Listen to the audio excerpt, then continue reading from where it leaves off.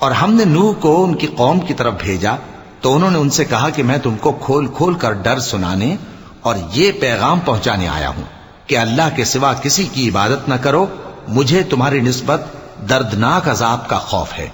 تو ان کی قوم کے سردار جو کافر تھے کہنے لگے کہ ہم تم کو اپنے ہی جیسا ایک آدمی دیکھتے ہیں، اور یہ بھی دیکھتے ہیں کہ تمہارے پیرو وہی لوگ ہوئے ہیں جو ہم میں ادنا درجے کے ہیں، اور وہ بھی سطحی رائے سے، اور ہم تم میں اپنے اوپر کسی طرح کی فضیلت نہیں دیکھتے بلکہ تمہیں جھوٹا خیال کرتے ہیں۔ فرمایا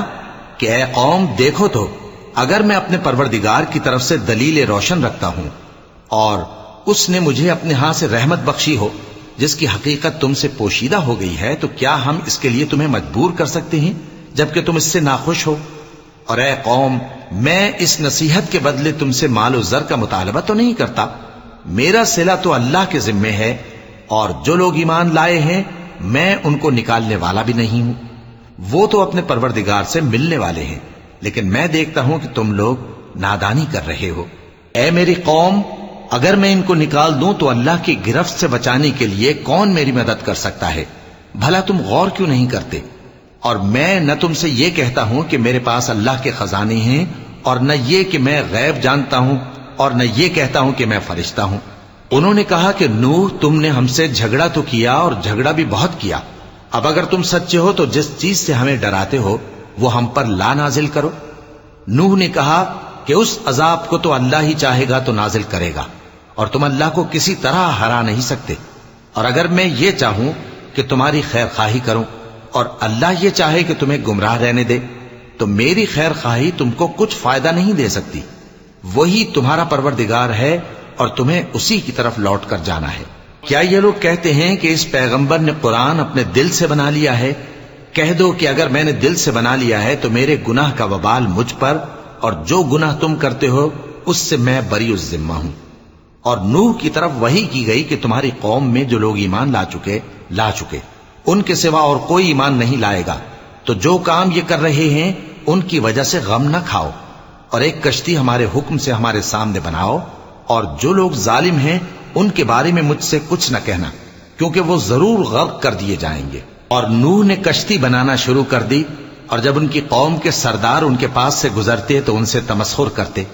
وہ کہتے کہ اگر تم ہم سے تمسخر کرتے ہو تو جس طرح تم ہم سے تمسخر کرتے ہو اسی طرح ایک وقت ہم بھی تم سے تمسخر کریں گے، اور تم کو جلد معلوم ہو جائے گا کہ کس پر عذاب آتا ہے جو اسے رسوا کرے گا، اور کس پر ہمیشہ کا عذاب نازل ہوتا ہے۔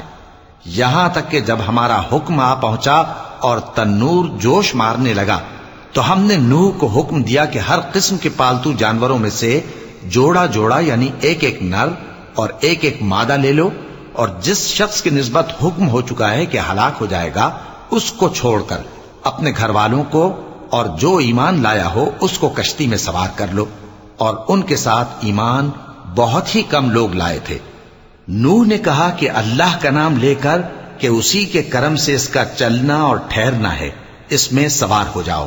بے شک میرا پروردگار بخشنے والا ہے، مہربان ہے۔ اور وہ ان کو لے کر طوفان کی لہروں میں چلنے لگی۔ لہریں کیا تھیں؟ گویا پہاڑ تھے۔ اس وقت نوح نے اپنے بیٹے کو جو کشتی سے الگ تھا پکارا کہ بیٹا ہمارے ساتھ سوار ہو جا اور کافروں میں شامل نہ ہو۔ اس نے کہا کہ میں ابھی پہاڑ سے جا لگوں گا، وہ مجھے پانی سے بچا لے گا۔ فرمایا کہ آج اللہ کے عذاب سے کوئی بچانے والا نہیں اور نہ کوئی بچ سکتا ہے مگر وہی جس پر اللہ رحم کرے۔ اتنے میں دونوں کے درمیان لہر حائل ہو گئی اور وہ ڈوب کر رہ گیا،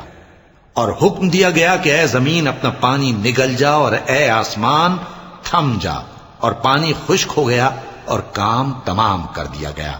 اور کشتی کوہ جودی پر جا ٹھہری، اور کہہ دیا گیا کہ بے انصاف لوگوں پر لعنت۔ اور نوح نے اپنے پروردگار کو پکارا اور کہا کہ پروردگار، میرا بیٹا بھی میرے گھر والوں میں ہے، تو اس کو بھی نجات دے، تیرا وعدہ سچا ہے اور تو بہترین حاکم ہے۔ اللہ نے فرمایا کہ اے نوح، وہ تیرے گھر والوں میں نہیں ہے، وہ تو سراسر بدعمل ہے، تو جس چیز کی تم کو حقیقت معلوم نہیں اس کے بارے میں مجھ سے درخواست ہی نہ کرو، اور میں تم کو نصیحت کرتا ہوں کہ نادان نہ بنو۔